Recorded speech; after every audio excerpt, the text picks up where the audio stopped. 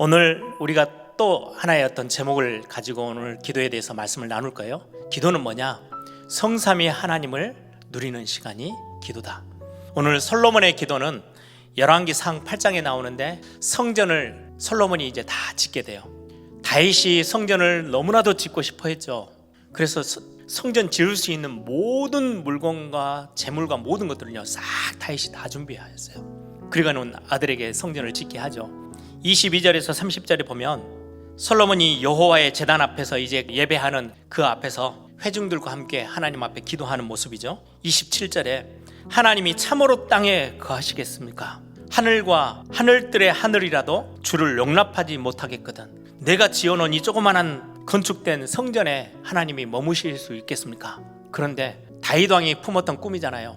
하나님이 거하실, 하나님이 우리를 만나주시고 하나님이 우리 백성들과 함께 해주시는 그 증거로 하나님의 임재가 있는 하나님의 집을 지어드리고 싶어요 라고 시작했던 게 성전의 건축의 배경이거든요. 주께서 전에 말씀하시기를 내 이름이 거기 있으리라 하신 곳, 그게 이제 성전이거든요. 광야에서 이스라엘 백성들에게 내 이름을 거기에 둘 거야, 너희들과 함께 하는 증거로 내가 거기에 임재하는 그 장소, 그걸 보고 성전이라고 하는데요. 지금은 교회라는 단어죠. 그러면 오늘 솔로몬의 기도를 보면서 뭘 하나 이해하셔야 되냐니까요.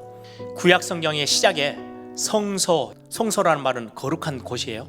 그걸 성경에는 뭐라고 표현하니까 하나님의 집, 하나님이 임재하셔 계시는 곳, 보좌가 있는 곳.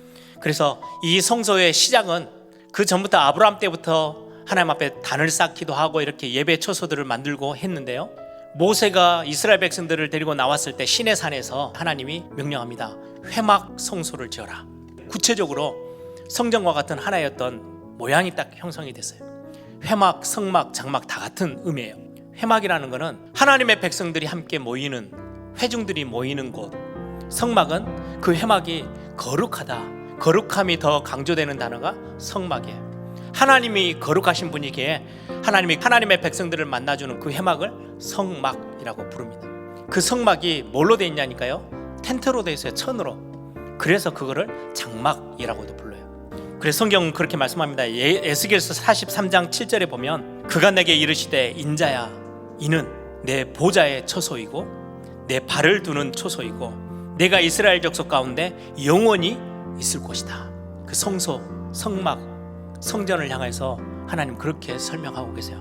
다윗이 나라를 형성하고 예배 처소를 정하고 솔로몬이 결국 성전을 짓게 돼요. 그게 건물로 되어 있는 첫 번째 성전이에요. 그게 나중에 바벨론이 쳐들어오면서 성전을 다 불태워버리고 무너뜨려 버렸어요. 그 첫 번째 솔로몬 성전은 무너집니다.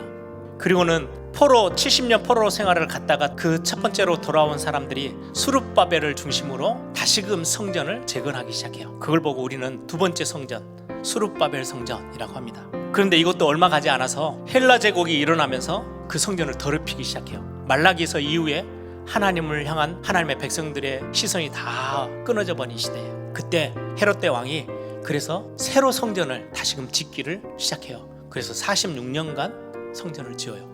헤롯 성전은 이미 영적인 의미가 다 사라져버린 껍데기만 남아있는 건물이에요.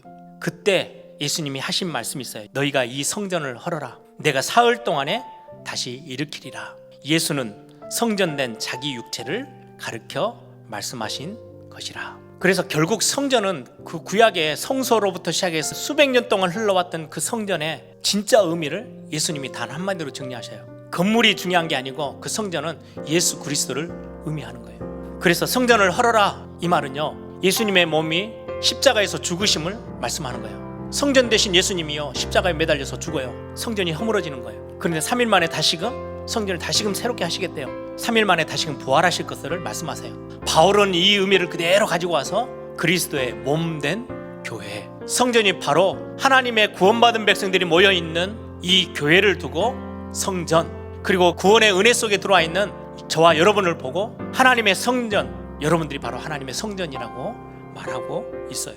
그래서 지금 솔로몬이 성전에 올라와서 성전을 향하여서 저 멀리 포로로 잡혀가서 성전을 향하여서 기도하는 그 기도는 어떤 기도입니까? 그리스도 이름을 붙잡고 하는 기도는 무조건 응답하시는 거예요. 성삼위 하나님을 누리는 기도, 그게 무슨 말입니까? 예수 그리스도로 인하여서 가장 먼저 우리에게 주어진 최고의 축복이요, 다시금 성부 하나님을 우리의 아버지로 삼고 하나님의 보좌, 하나님의 임재, 하나님이 함께 하시는 임마누엘, 이 모든 것들이 우리 가운데 그리스도 때문에 회복되어져요. 우리가 그리스도 이름을 붙잡고 기도한다는 말은 성부 하나님을 완전히 누리는 엄청난 기도예요. 뿐만 아니라 그리스도께서 십자가에서 사단을 완전히 결박하셨어요. 사망과 지옥의 권세 소리를 완전히 해방하셨어요. 이제는 우리가 그거를요 마음껏 누리는 거예요. 뿐만 아니라 성령 하나님을 누리는 시간이에요. 보혜사 되신 성령 하나님이 저와 여러분의 인생을 인도해 나가세요. 그래서 기도하면 하나님 우리가 갈 길을 깨닫게 하세요. 말씀을 통해서 밝히 보여주세요. 여러분 기도의 축복을 바쁘다는 핑계로 주변의 사람들 때문에 빼앗기지 마시고 진짜 기도의 축복들을 다 차지하는 그런 응답의 시간 되기를 소망합니다.